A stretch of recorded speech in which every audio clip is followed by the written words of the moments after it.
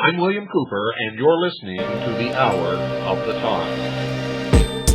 Hey yo, this is for them cowards that front on real life situations. Planet Asians in your area. Once again, street knock. My beats lock all over your block where deep thoughts dwell behind these bars like I'm locked behind the jail cell, straight wildin' out. Millennium switch, let's island out. Ain't no dialing out, still in your reasons of finding out the exit. Applied science to the metric, meditate, grand majestic in the trance of his plans manifested. I summarize, slide across the visions of savage imagery infecting my peeps. It's deep, hold up, yo. I never fantasized, that's to the utmost. Charted out, yarded out in this business with the cutthroats. I came to touch those, struggling and suffering, hustling and busting in your rest, leaving you nothing in. Once upon a time is when the world was straight, but now it's unsafe. Shaitan would rather burn up my space than bout face. Hot shit spinning on the wax, the first cat on television, putting Fresno on the map, so cats that me. The thick stallions be trying to trap me for that. Up in the rest, deluxe dishes of red snappy. Got me over on some old, just sitting full on the couch. On lazy days, we smoke big and keep counts of the amounts, channeling scripts. Absorb and see if you can handle this. Top quality coming soon, something you just can't miss. Hey yo, this is for y'all cowards that was frontin' on this. You in the game, but ain't got nothing on this. You know the name, Planet Asia's coming soon, something you just can't miss. Something you just can't miss. Hey yo, this is for y'all cowards that was frontin' on this. You in the game, but ain't got nothing on this. You know the name, Planet Asia's coming soon, something you just can't miss. Something you just can't miss.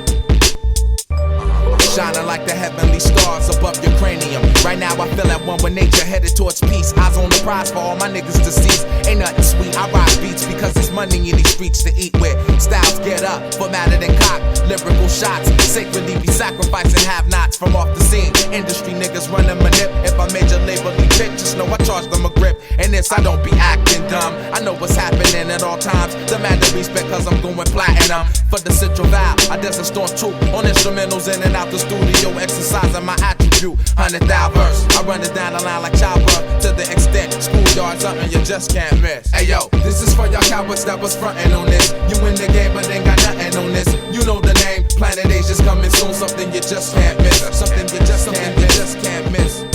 Hey yo, this is for y'all cowards that was frontin' on this. You in the game but ain't got nothing on this. You know the name, Planet Asia's coming soon, something you just can't miss. Something you just can't miss.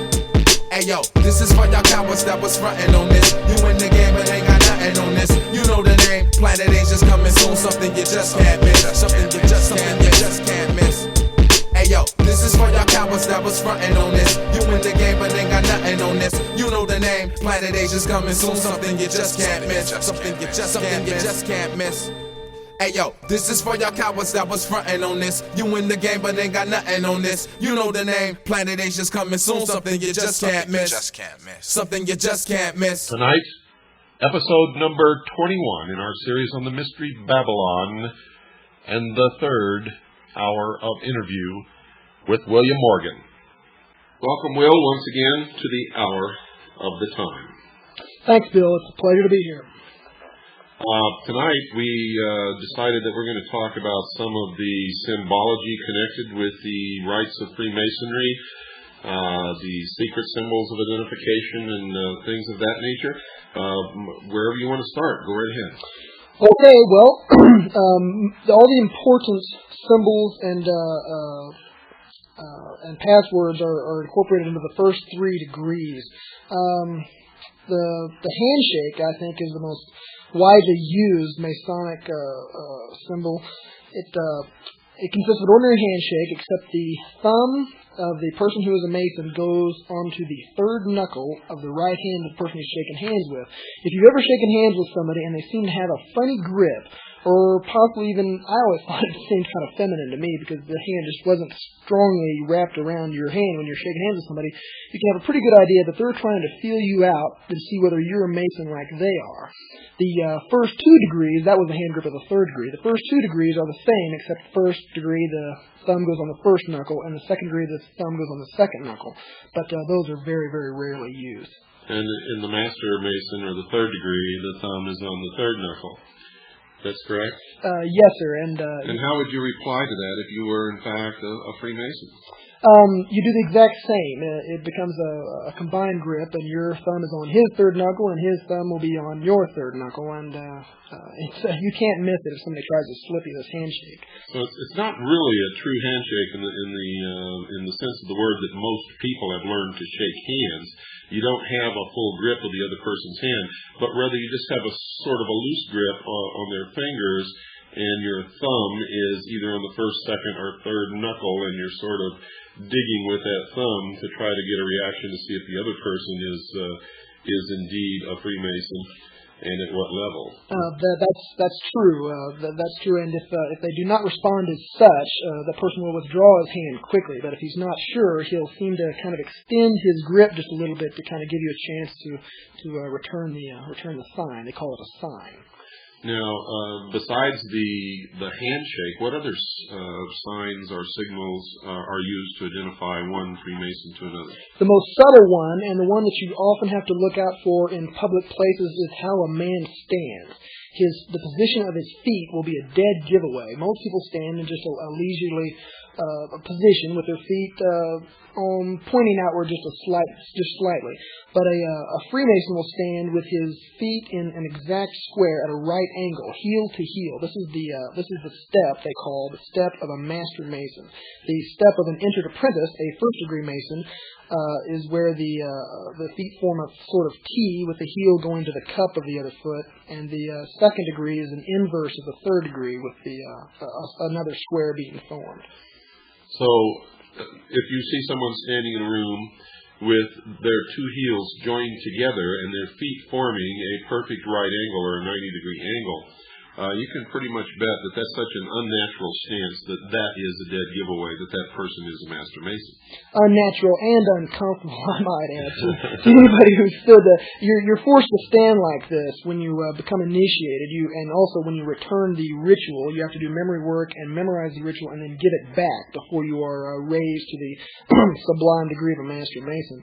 It's a dead giveaway because nobody stands like that naturally. It's just not a comfortable position to stand. And why would someone stand like that? Would they do that in a room full of strangers to let other Freemasons who might be in the room know that it's okay to come and have some kind of a fellowship with them because they're a Freemason? I myself have stood just like that for that very purpose.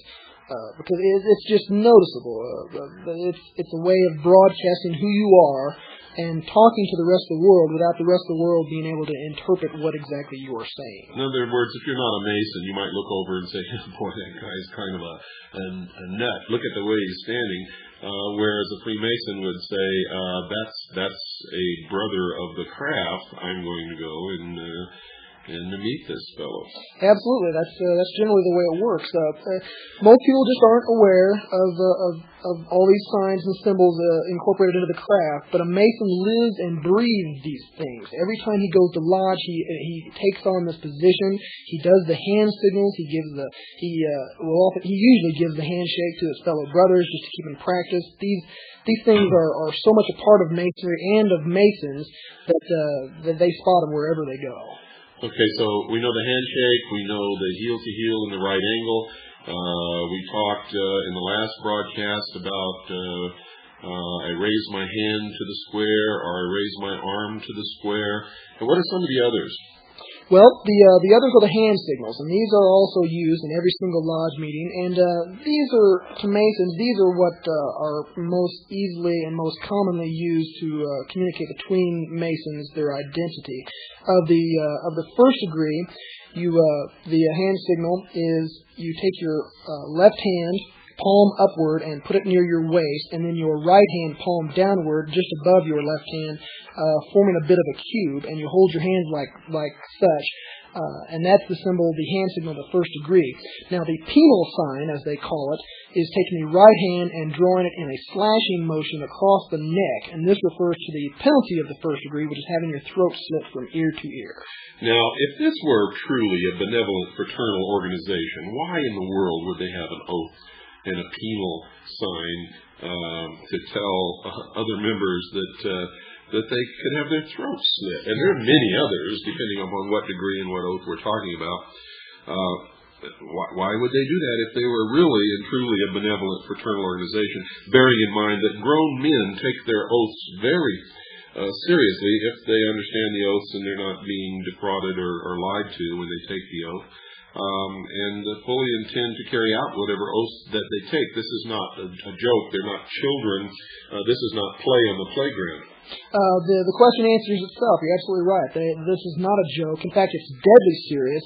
These are the heart secrets of the majority of the craft. Even though they're not illuminated brethren, even though they don't really know what's going on around them or what they're doing, they have sworn to keep these secrets above all else, because if a non-Mason or a member of the profane knows these secrets, he can just walk right into a lodge and sit down and be exposed to everything within. I hope you're listening, folks. Now, just for the benefit of our listeners or someone who may have just tuned in, are any of your fellow brother Masons out here who may be listening? Now, you took the oath, but you're revealing the secrets. Why are you revealing the secrets if you took the oath? Because I took the oath under a fraudulent contract as such. I was told that it was a benevolent organization, that it dealt with charity, that it was arranged around God. All three of those things are bold-faced lies, and I can prove their falsehood. In fact, anybody can prove their falsehood with just a moment's bit of research. There are many more reliable sources than I for information that you can go to find out the true nature of this craft, and many religions in the world, including the Baptists and the Mormons, have condemned Freemasonry as being exactly what it purports not to be. It's not benevolent, it's not charity organized, and it's not centered around God. Well, it's funny that you mentioned that the Mormons have condemned Freemasonry when they carry out the exact same rituals that are carried out in Masonic Lodge in their temple ceremonies, and most Mormons are indeed, as was Joseph Smith, members of the Masonic Lodge. Our research shows that the public statements of the Mormon Church are often, and I mean often, contradictory to their true beliefs and what they really practice in their daily lives within the temple. They are, in fact, a secret society, a secret organization that practices the same rites as the Masonic Lodge within their temple, and have the same goal, and that is that the practitioners of the religion of the Mormon Church will in fact become God. And that is, of course, what the other secret societies, and we're talking right now the Freemasons, they're really all the same organization. They're working toward becoming God. It is. It's a quest after godhood, and all I can say about the Mormons, and there are many, many similarities to Masons, is that a pagan is a pagan is a pagan. It's nature worship. They believe in the laws of the universe as being what they have to answer to, and if you know these laws, you can manipulate the populace. It's elitism at its very best. Now, let me ask you this for the benefit of our listeners also. Many people write me letters and say, hey, my dad or my uncle or my cousin or my friend is a Freemason, and I've asked him about these things, and they've told me that it's not true, that it's all a lie. Will Freemasons lie to hide the truth? Every single time, if the truth will give away what they don't want to give away. In fact, I've been lied to by brothers in the craft that are allegedly or supposedly teaching me and instructing me in what goes on. If they told the truth, it would scare away their members, and it would end up in universal condemnation of what they're doing. No reasonable and moral person could possibly subject themselves to such bloody oaths and to such total secrecy. Not only that, but the oaths themselves, they're sworn to secrecy. So if you were to ask them to tell you the secrets or the truth about the practices, the rituals, the true religion of the Masonic Lodge, they are sworn not to tell you. So therefore, they would have to lie. And the only reason that you are telling is because you discovered that the oaths that you had taken and the purposes for which you thought the Masonic fraternity was organized, it just is not true at all. So therefore, everything that you participated in under fraudulent conditions. That is exactly true, and as such, I don't consider myself to be bound by those oaths because I was lied to before I entered into those oaths. This is common law. This is the law of many lands. It also makes perfect common sense that both parties have to know what is going on in all terms of the contract before they can be held accountable for their deeds within that contract. That's correct. And the oaths that you took, you thought were for a different purpose and to a different God than the God that you discovered and the purpose that you finally discovered. So folks out there, when you go and ask your relatives or your friends or your cousins or your business associates questions about the lodge, about Freemasonry, about any secret society, no matter what name it is, the Rosencross, Knights Templars, the Knights of Malta, the Order of St. John of Jerusalem, any of these people, they cannot and will not tell you the truth because it is forbidden to them. And in fact, if they do, they could find themselves suffering the consequences of the very oaths they took, not to reveal these secrets. Now, what are some of the other signs that we have not discussed? Okay, I covered the first degree. The second degree we've also partially covered. The sign of the second degree is to hold your right arm extended outward with the elbow at a right angle and the hand facing up, palm forward. And the penal sign of that is to draw your right hand across your chest from left to right in a claw-like motion, which refers to the penalty of the second degree, which is to have your breast torn open and your heart and vitals taken thence and given as to the birds of the air and the beasts of the field. That's an exact quote from the ritual, by the way. And the third degree consists of both hands palm down, extended outward at the waist, and then to draw the hand across the waist from left to right, which refers to have your body torn in twain, which is the penalty of revealing the secrets of the third degree, is to have your body torn in twain and the parts carried north and south. That is, again, a direct quote from the ritual. So the first one is the recognition signal, and the second is what you call the penal sign. Yes, that's true. And are there other signs and signals connected with Freemasonry? There are many others. There is a recognition signal and a penal sign for every single degree in Freemasonry, and I have been through the 32nd degree and have experienced all these recognition signals and penal signs. But all the signs after the third degree are not nearly as important as the first three. And the reason for this is because Masons in general are just not invited to know all the secrets of the order.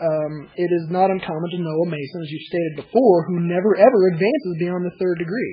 And I should state now that a Mason who is in the third degree, he can be the master of his lodge, the worshipful master, they call it, of his lodge, which is a bit like an elected office, a bit like president, that lasts for 1 year.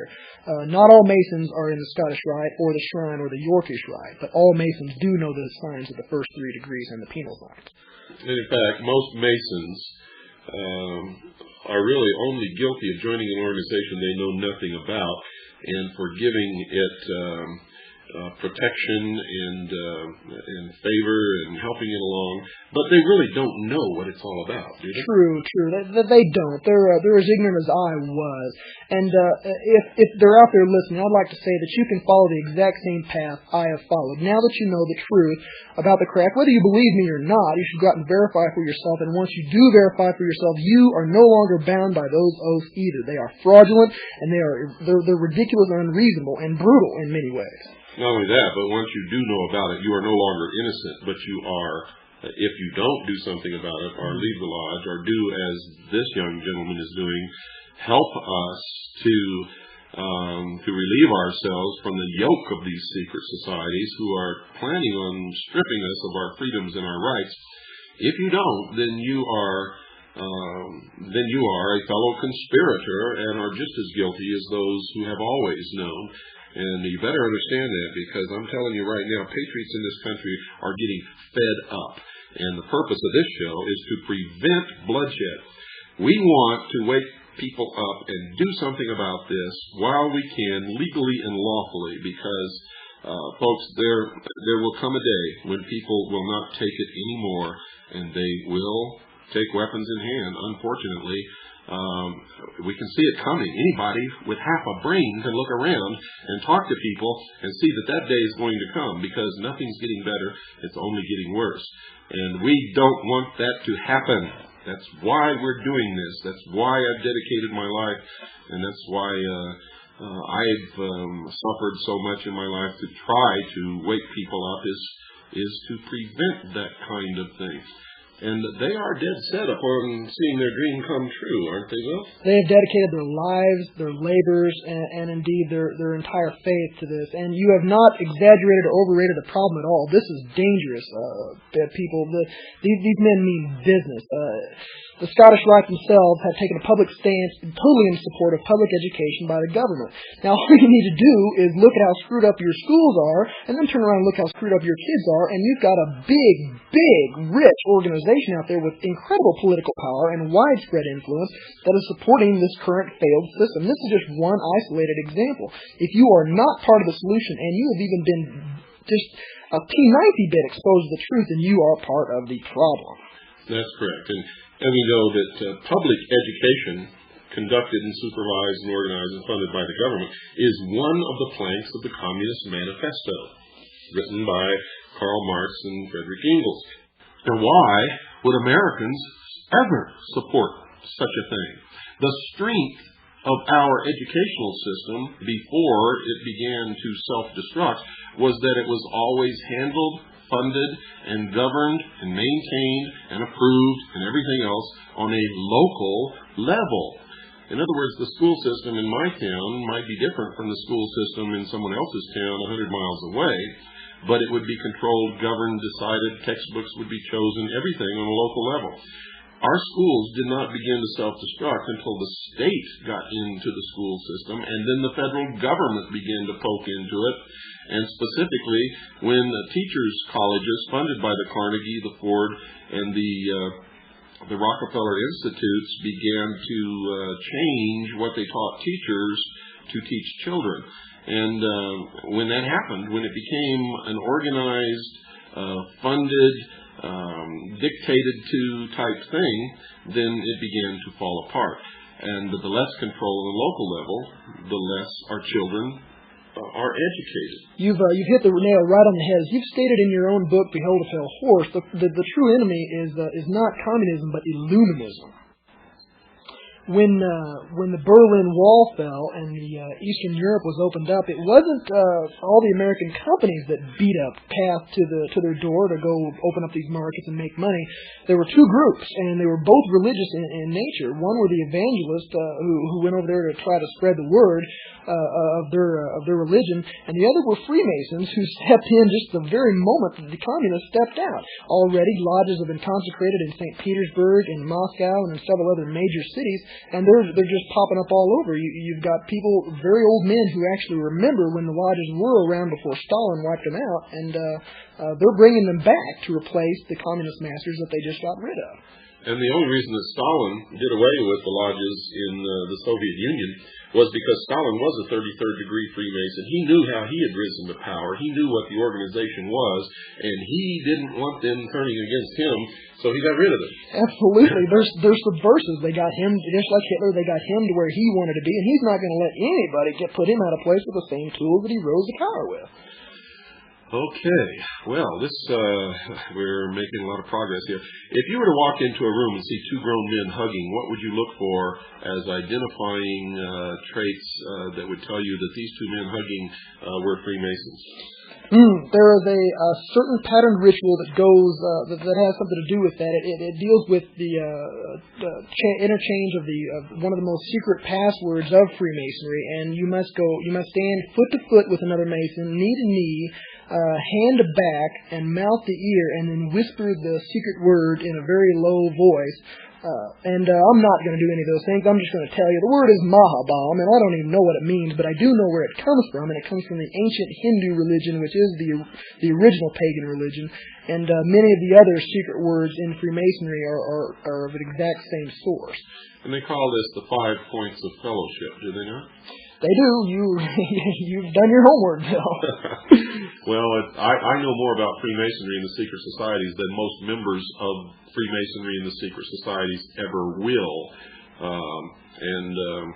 I was, as I've told my listeners, and as I've published in my book, a member of DMLA when I was a teenager. I went to exactly 3 meetings, and DMLA, folks, is a branch of Freemasonry for children, for teenagers, actually. And I attended 3 meetings, and my father was transferred to Japan, and I never attended another meeting ever. But I do believe that that's what got me, in fact, I know it is, that's what opened the door for me to enter as a member of the Office of Naval Intelligence many years later. When I filled out my forms for security clearance, there was nothing on there for the Order of DMLA, but I knew that it was a branch of Freemasonry, so I checked Freemasonry, and by golly, all of a sudden, things began to open for me that had never opened for me before, and which most people who are not Freemasons find impossible to enter into.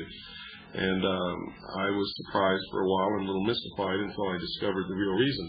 But every member of Naval Intelligence that I ever met was a Freemason, and most of them wore their rings. What are these rings? How can someone identify the ring of a Freemason? Sticks out like a sore thumb. It looks a bit like a fraternity ring or a football ring or any other signet ring.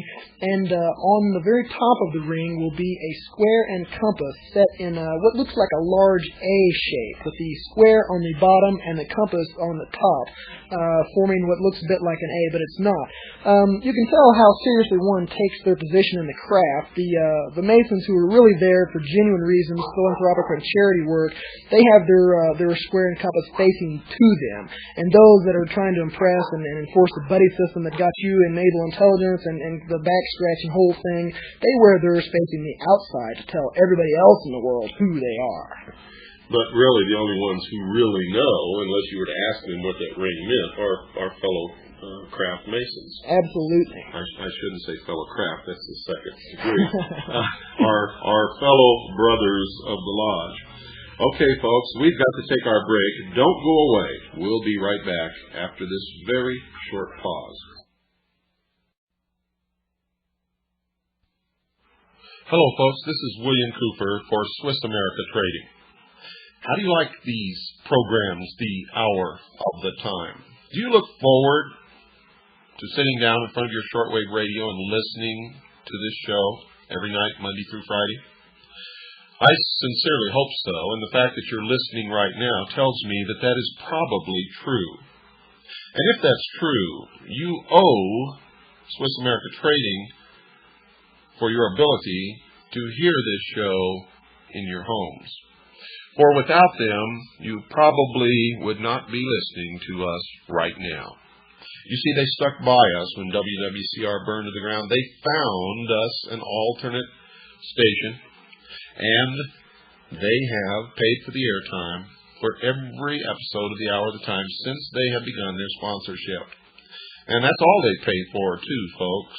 For this show has nothing to do with putting money in my pocket or anyone else's pocket. It's to bring you information that you cannot hear from any other source, and at the same time to caution you not to believe any source of information unless you have indeed investigated, done the research, done the work to verify it for yourself. Swiss America Trading is made up of people just like you and I. They care about freedom. They care about the Constitution, the Bill of Rights. They care about freedom for the world. We are dedicated to helping you, our listeners, in this new partnership to save your assets during the coming economic trauma. So if you haven't called Swiss America Trading yet, do it right now.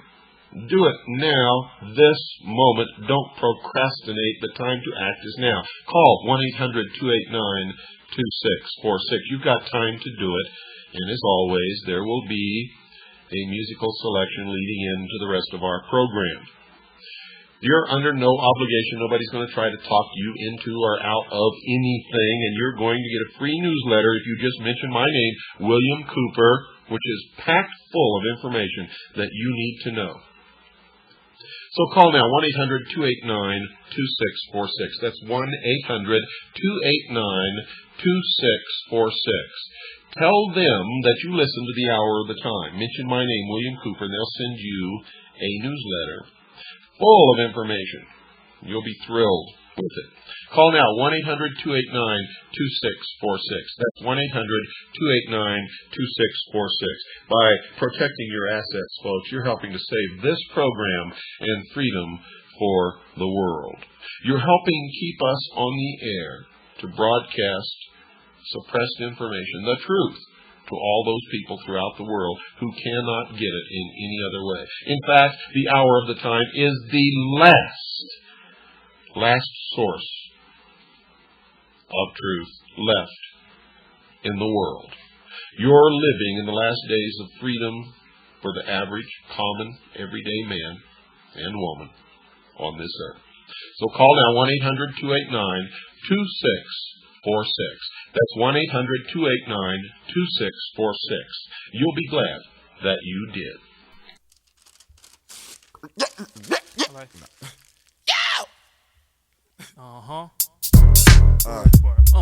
Punchline. Joey T. And it's This is a hostile takeover of the underground. We now run the underground. Break out with that bullshit. What?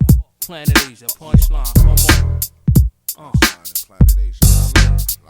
And why? Yo, phenomenon, dime threat upon deck. Smashing on your set with blood, tears, and sweat. I used to write rhymes heavy, but I slowed down. But in the showdown, I still hold the crown. Old school like cold gold shags and silk shirts. West side shit. Fresno Cali's most unestimated. Done made it. Celebrated when my people's paraded. Don't hate it. Congratulated even if you ain't related. I made it. For all of y'all suffering. All my niggas hustling. Still getting money off of strong arm muscling. I wrote this for the hopeless. Hey yo, soak this verse. Mind state still, my folks come first. On the lowdown, I keeps it dirty. Me and my clique roll as a team. Major league, but we ain't rocking jerseys. We rocking fashion. Custom made sweatsuit editions. Catch me in the fit, same shit. I took a flick in. Pin.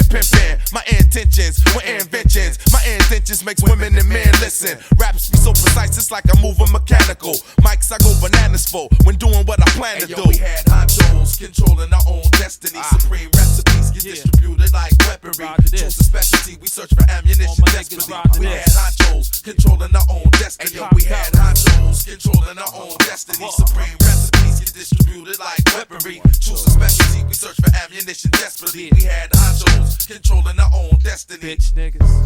Underground overlord. Thoughts be too deep. Fuck canvas. I paint pictures on loose leaf. Been in rhyme battles ever since I was pop locking. Ghetto, making do-rags out my mom's stocking. I used to listen, now my freestyle's recorded. Your album ain't shit if Punchin' Asia ain't on it. Niggas is interested on the way I spit this. My style is genuine, none of your friends' business. Let's keep a distance, no rapper can spit with me. Rhyme unbelievable like the spirit of Big in me. Get with me, can't party in NY, cause clubs get shot up like Columbine High. Some of the best tried, I roast MCs and leave these cats shook like Parkinson's disease. Controlling our own destiny. Supreme recipes get distributed like weaponry. Choose a specialty, we search for ammunition desperately. We had honchos controlling our own destiny. We had honchos controlling our own destiny. Supreme recipes get distributed like weaponry. Choose a specialty, we search for ammunition desperately. We had honchos controlling our own destiny. It's Planet and Punch, the antidote for amateur stunning. I send damage to your stomach, stepping to me on some dumb shit. On any borough, I spit thorough on the mic. I'm from the coast of t-shirts, khakis, and Cortez Nikes. Fuck what you heard, we setting flames to these rap sheets. Snappy with the black heat in the backseat of a Manhattan taxi. Breaker, signing over 10-4. I'm still credit to the floor, type the battle in my in-store. New and improve, about to have a new position. Listen, this is for my hardcore niggas and bitches. Yeah, I smash punks off a half a blunt and regulate through niggas' areas for cash and stunts. Hey yo, from New York to LA to keep my shit on blast. And fuck every A&R who threw my tape in the trash. I'm out for the cash, I'm all about head, fuck screwing. I'm strictly giving bitches bad knees like Pat Ewing. Come on. You need a little assistance, son, you don't know what you're doing. Like gunshots in the club, nigga, we keep the crowd moving. Who the fuck you out screwing? Get this clear, make songs that's platinum like Cisco's here. Been rhyming for 12 years, attitude cocky. My crew fucking up New York like Giuliani. Welcome back to the hour of the time. Will, you've got something there you want to say, I think. Yeah, I'd like to give a little message to my brother Masons out there. I know that all those who are listening are thinking some pretty hard thoughts about me. You're thinking things like that I'm a traitor to the craft. Well, I'm thinking that you're a traitor to your country. And if you think that I've betrayed my brothers, I feel that you've betrayed me with your deception. If you believe that I've broken my oaths, and even if those oaths are valid, something that I do not believe, I think they're null and void, well then I just have to say the so what? We all gotta go. Now my brothers can go quietly into slavery, living a lie and burying their heads in the sand, or you can go like a man, squarely facing the truth and fighting for freedom. I honestly believe this, and I honestly believe that the whole nature of the craft is sinister. Wow, that's quite a statement there, and I certainly admire you for saying that. I had no idea that you were going to do that. In fact, you showed me the piece of paper just as the music was beginning to fade out, and indicated to me that you wanted to say something. So, yeah, wow, that's pretty good. Okay, let's get on into the rest of the program. What are some of are there other signs and signals that the secret societies, Freemasons in general, use to identify themselves to each other? I've never been a member of any other secret society besides Freemasonry, and much to my joy and to your good fortune out there, I have already told you most of the secrets that are protected by the craft, as far as the common layman of the craft will know, with the exception of one. And that is concerning Hiram Abiff, who is a bit of a patron saint, I guess, of Freemasonry. Somebody they pulled from the Bible and turned into a character to give a meaning to their ritual. When two Masons come together, one of the easiest ways that they'll come to know each other without having to shake hands, hug in the middle of the street, or do little foot dances, or whatever kind of nonsense that they're doing out there, they'll just come up and say, well, hi, Hiram, how you doing? Or, hello, Mr. Abiff. Or if you want to catch a Mason on the phone, you just tell them that H. Abiff is calling, and believe me, you'll get service right away. Well, that's good to know. We can certainly use information like that. But we know that some of the symbols and signals and signs used in the Masonic order were also used by the Knights Templars and others. So this didn't come strictly from this one society, but literally they are all one. What are some of the vocal signals, the speech, what words, besides Hiram Abiff, what else would you say to someone to solicit whether or not they were in fact Freemasons?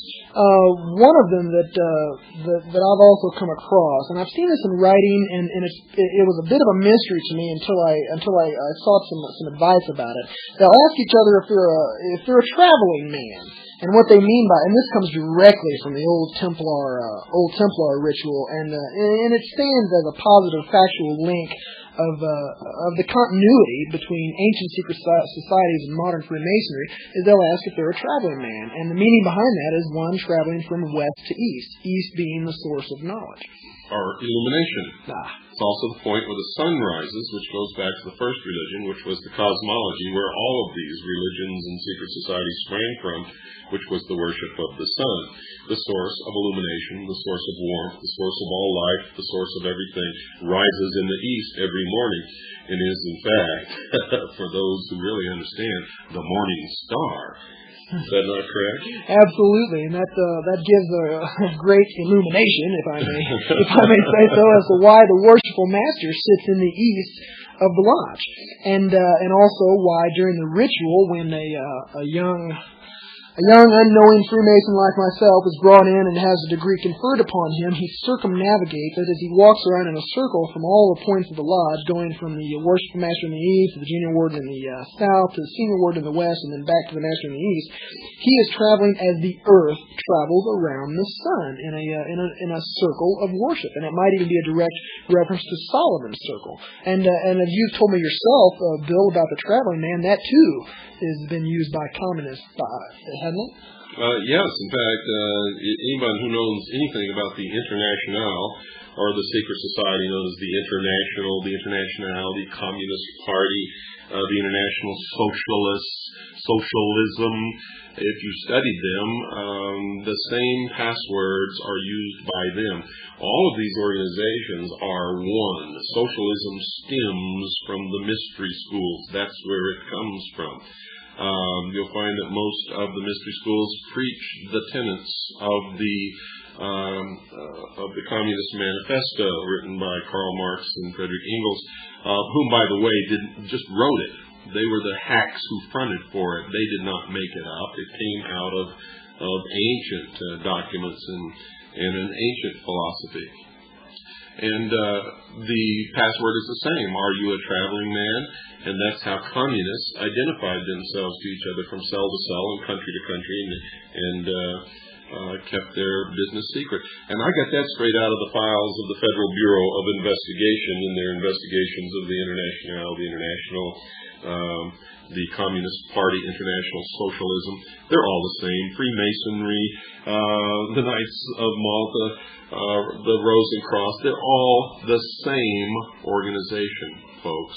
And one of their tenets is, and in fact, Adam Weishaupt said this: the strength of our order lies in its concealment and in its many different names, appearing under many different names and many different occupations, sometimes even appearing to oppose ourselves. But at the highest levels, they're all the same, because they use the system to coerce the people to go along what they want.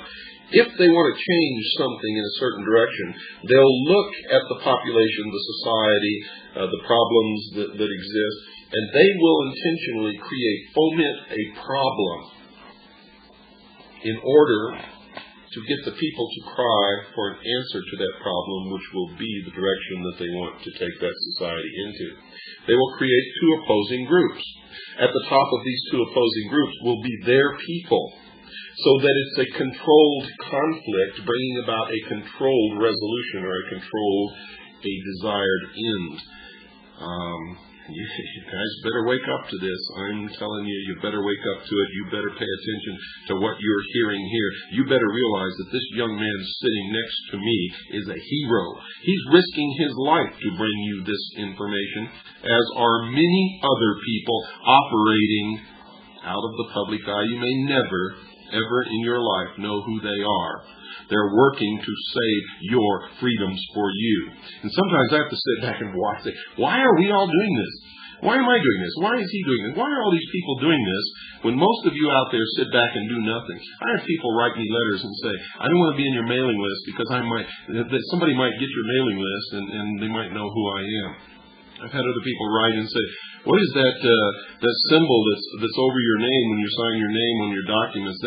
That's the sign of something evil, and I don't want to be a part of your organization. That's fine with me, folks. To tell you what that is, for those of you who are interested, that's a chop. It was given to me as a gift by the head of the accounting department of the last college where I was the executive director. She was Chinese, went home to Hong Kong for Christmas, and brought that back for me. That's the way the Chinese people sign their name. It literally means the director, the boss.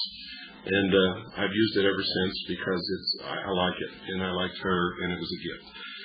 And it personalizes my signature. It means nothing more or less than that. But you are right in asking, but you are wrong in assuming and making assumptions. You're also wrong in hiding.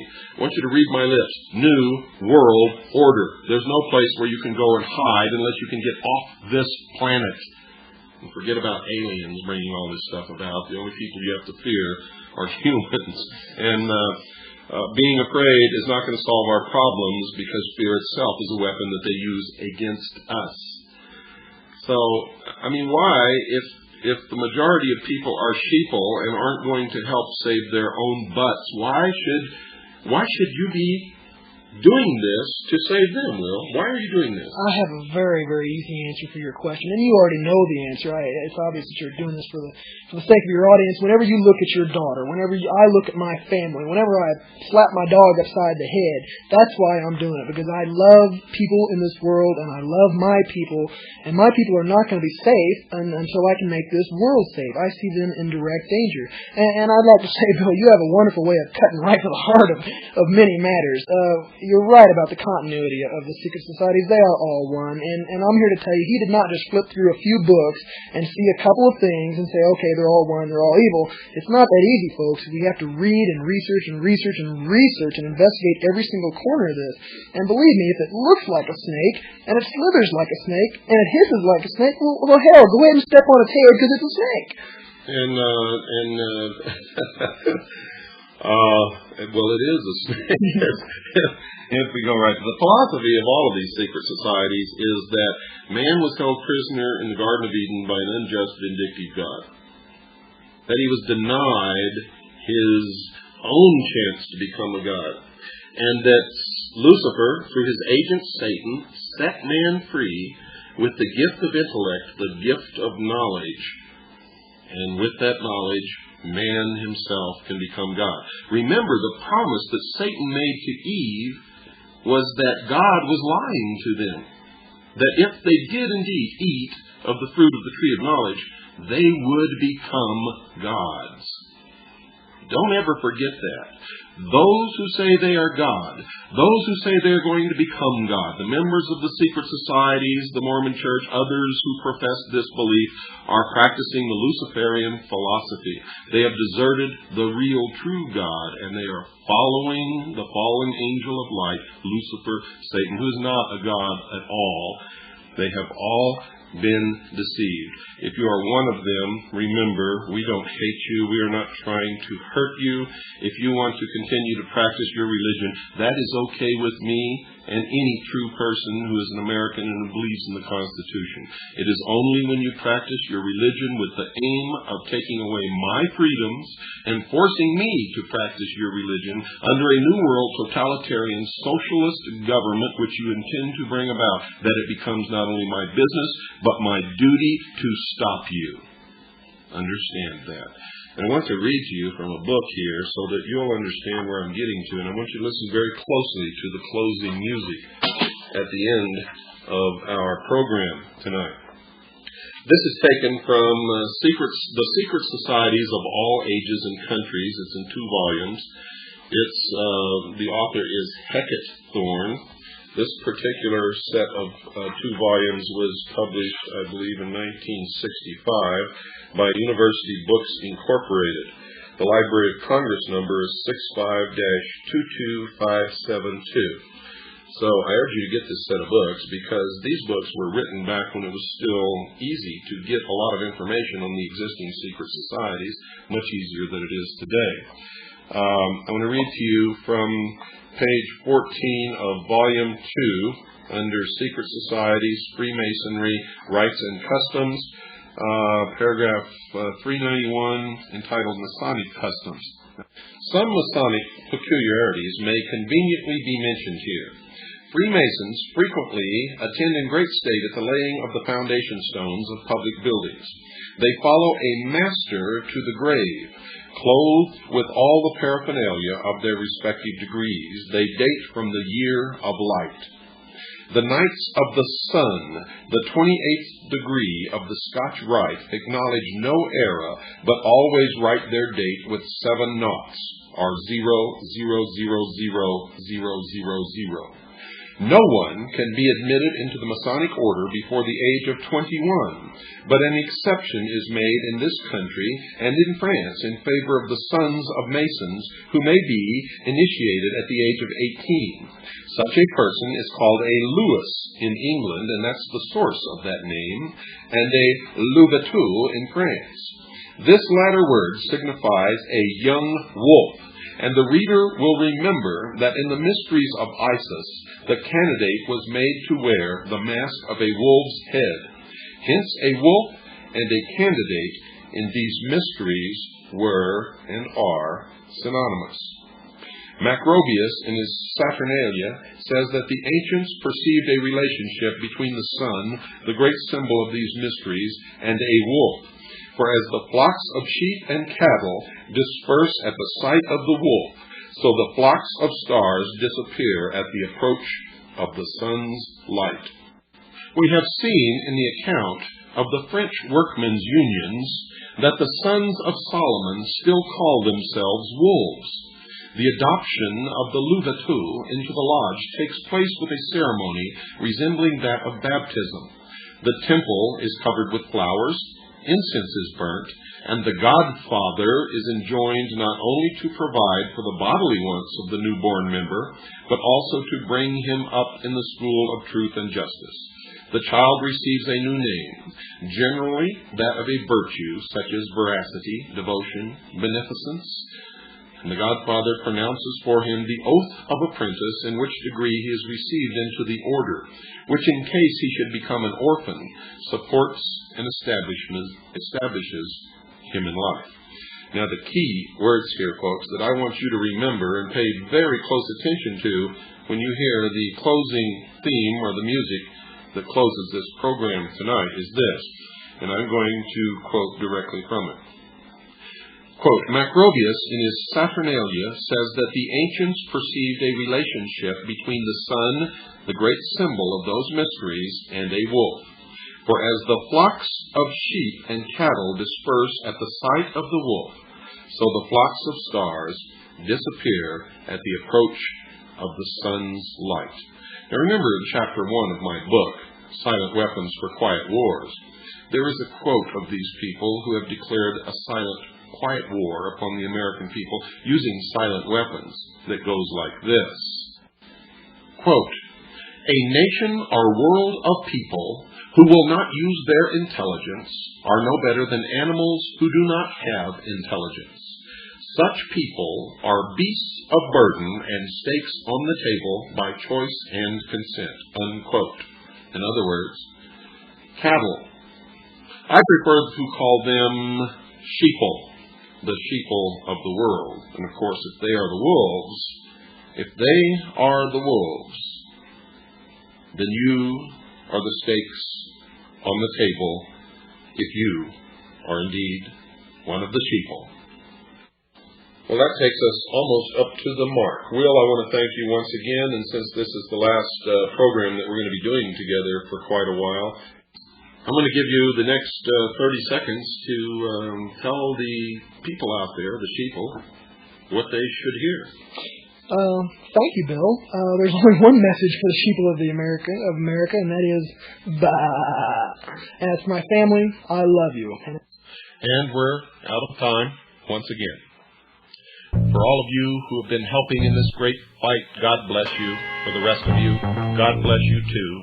But God help you to wake up in time. And I hope you listen to this closing number. Good night.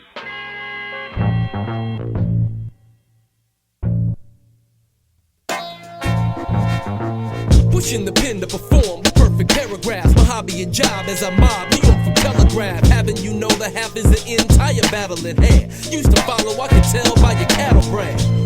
That's why I stand on my own. To buy pedestrian standards, never let nobody clone you. My stunt double's only nothing but trouble. That's why I walk the streets in the bubble, steady striving for the triple-double. But you don't want them to rub you the wrong way. I'm like an ice cream man on a hot and sunny day. Still no time for frolicking, politicking like Clinton, that's for sure. If Cali brothers know somebody like the San Quentin, itching for freedom, we them dudes that'll get ya out of your problems just like a nice long stretcher.